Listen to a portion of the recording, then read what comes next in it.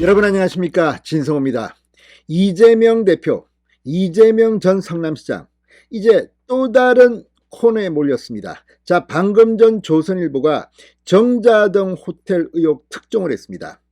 당시 성남시 공무원들이 검찰에서 양심 선언을 한 겁니다. 다 실토했습니다. 당시 성남시장실이 압박을 가해서 문제가 있다는 것을 인지했지만 할 수 없이 계약을 체결했다, 이런 취지의 진술을 했다고 합니다. 자, 지금 이 겉으로는 정진상 전 정무비서관, 정책비서관이 나와 있지만 사실 그 뒤에는 이재명 시장이 있을 겁니다. 자, 이재명과 정진상이 이제 제대로 걸린 것 같습니다. 지금 이재명 대표, 이재명 전 성남시장은 성남시장 시절 대장동, 백현동, 성남FC 후원금 의혹 등 지금 다양한 이유로 재판을 받고 있습니다. 그리고 이 또 다른 수사들이 여러 건 지금 진행 중입니다. 그런데 그 중에서 정자동 호텔 수사가 급진전을 보이고 있습니다. 성남시 공무원들이 다 벌었다는 겁니다. 자, 지금 이 이재명을 둘러싼 의혹들이 상당히 많습니다. 그런데 대장동은 워낙 규모가 크고 해서 재판에 시간이 걸릴 겁니다. 그런데 의외로 백현동과 정자동 호텔은 심플합니다.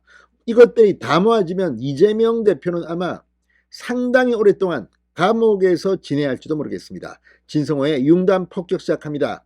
이재명 대표와 정진상 전 당대표실 정무조정실장을 융단 폭격합니다.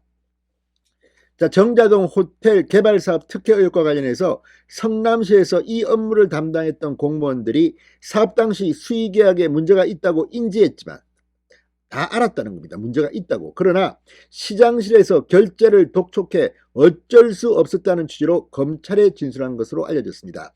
해당 공무원들은 정진상 전 민주당 대표실 정무조정실장, 당시 성남시 정책비서관 등이 결재를 압박했다고도 진술한 것으로 전해졌습니다.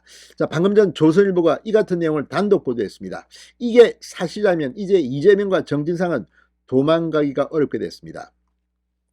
자, 조선일보에 따르면 수원지검 성남지청 형사 3부 유민종 부장검사 수사팀은 지난 16, 17, 18일 정자동 호텔 의혹과 관련해 이 사업 당시 회계과에서 근무했던 성남시청 공무원 4명을 참고인 신분으로 조사했습니다. 정자동 호텔 의혹은 2015년 베지츠 종합개발이 경기 성남시 정자동 시유지에 관광호텔을 지으면서 성남시로부터 대부료 감면 등 각종 특혜를 받았다는 내용입니다. 회계과는 사업 당시 호텔 대부 계약서 검토 업무 등을 담당했습니다. 검찰은 이들을 상대로 자본금이나 인지도가 없는 베지츠가 대규모 호텔 대부 사업 시행자로 선정된 경위를 캐물은 것으로 보입니다. 2018년 베지츠의 총 자본금은 불과 18억 원이었다고 합니다. 자본금, 총 자본금 18억 원. 그런데 호텔 공사비는 약 2천억 원 수준으로 알려져 있습니다. 공무원들은 검찰에서 대부 계약에 문제가 있다고 인지했는데 이미 시장실에서 방침을 정해놓고 결재를 독촉해서 어쩔 수 없이 결재했다. 당시에는 꼼꼼히 따져보지 못했는데 지금 보니 계약에 문제가 많아 보인다. 이런 취지로 진술한 것으로 전해졌다고 조선일보가 보도했습니다. 한 공무원은 전임 팀장이 이 사업은 공개 입찰을 해야 하고 시의회 동의를 받아야 한다는 의견을 비서실에 전했는데 정진상 실장이 받아주지 않았다. 수의계약이 당연시되는 분위기로 판단해 어쩔 수 없이 결재했다고 진술했다고 합니다. 정말 이 이재명, 이 정진상 너무한 것 아니냐는 생각이 듭니다. 일부 공무원들은 비서실이 결재를 압박했다고도 했다고 합니다. 자, 베지츠 최대 주주인 황모 씨, 정진상의 측근으로 알려있다고 조선일보는 평가했습니다. 그런데 정진상이 자신의 측근이 운영하는 회사가 호텔 대부 사업을 할 수 있도록 수의계약을 독촉했다는 겁니다. 자, 문제는 이 정진상의 측근, 이 황모 씨가 대주주인 베지츠가 이 사업을 따낼 수 있는데 이재명 시장은 몰랐을까요? 만약에 이재명 시장 몰래 정진상이 이걸 혼자 했다면 이거는 이재명 시장은 너무나도 무능한 인간이고 성남시장 자격도 없고 직무유기라고 볼 수 있습니다. 반면 알고도 이렇게 정진상의 측근을 특혜를 줬다면 함께 감방에 가야 합니다. 자, 이 베이지츠 최대주주 황 씨는 성남FC 후원금 사건의 피해자 신분이기도 합니다. 2014년 11월 정씨 지시로 차병원 관계자를 만나 성남FC에 30억 원을 후원하라고 요구한 의혹을 받고 있습니다.